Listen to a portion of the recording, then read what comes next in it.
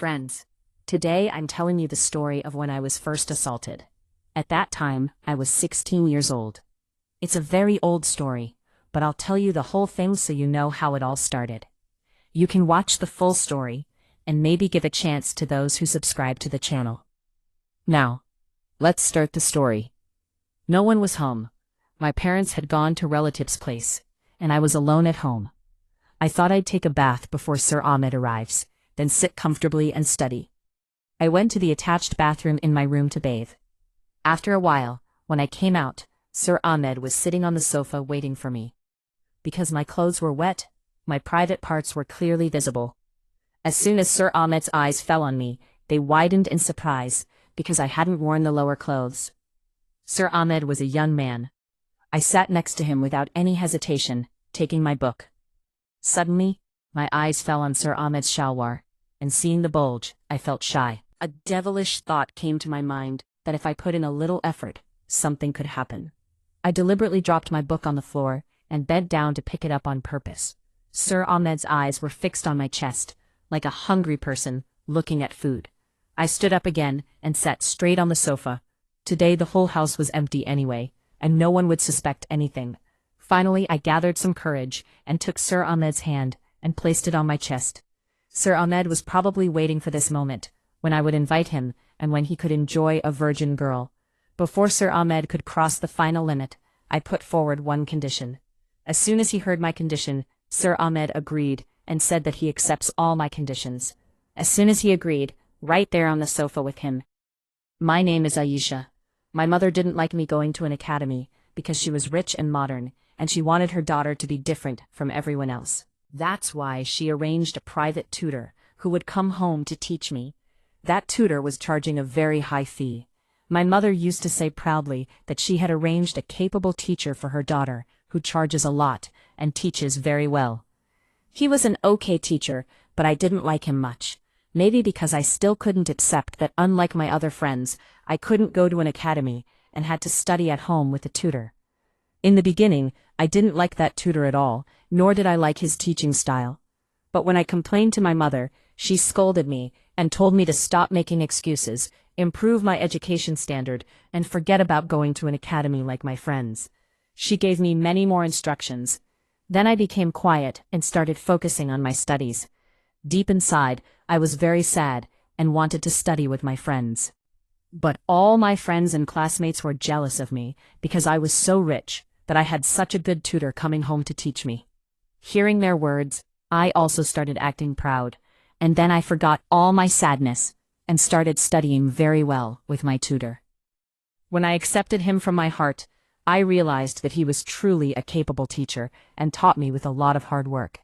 Because of his efforts, I improved my studies in a very short time, and started topping every subject in class. That's why I got a lot of praise in class and school, which felt really good to hear. Because of those praises, I started flying high, and then I truly accepted my tutor from my heart. I became very free with him, studied with full heart, and shared everything with him, so that I could improve even more in studies. Because of this, my parents also became very happy that their daughter stays in first position.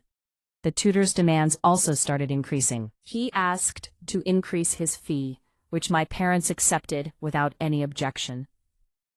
Some time later, he told my father that he would come in the evening to teach me, because he doesn't have time during the day.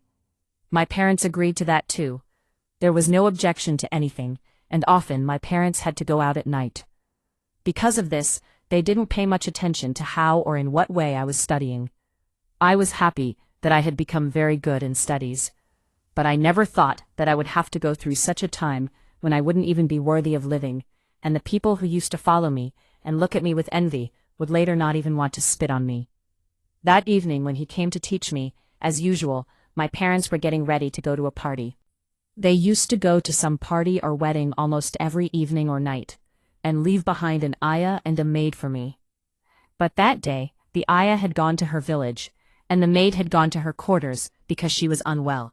So I was completely alone at home. A little while later, Sir Ahmed came to teach me. I was a bit nervous.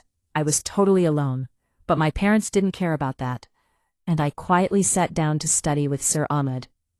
Sir Ahmed started teaching me. First he asked me to solve some sums, so I got so busy solving them that I forgot I was alone in the house, and that tutor was sitting with me, who was my tutor, but at that time, the devil was riding his mind. And suddenly he showed me his terrible side. The person who looked kind from outside was actually a beast in reality. That beast, finding me alone, did what he did, and after that I wasn't even worthy of living. I was busy studying when he suddenly attacked me and didn't give me a chance to run. He made me completely helpless. He removed all my clothes and forced his hardness into my softness. Tears were coming out of my eyes because of the pain and suffering. But he wasn't a human, he was a beast. He didn't show any mercy and pushed me into an ocean of torture. This helpless bird was just fluttering. Those 2 hours were the most painful of my life. That wild animal shook me badly. I fainted from the intensity of the pain, but even then, the beast didn't show mercy. When I regained consciousness, my condition was very bad, and I was about to die. He got scared and ran away, leaving me in that state. I had completely fainted, and I don't know what happened after that. I remained unconscious for who knows how long.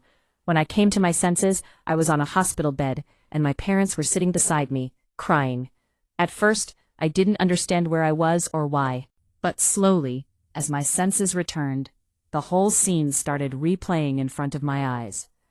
I started screaming and shouting again. My parents were in agony, seeing my condition and calling me, but I couldn't hear anyone's call. I kept screaming badly, and then fainted again.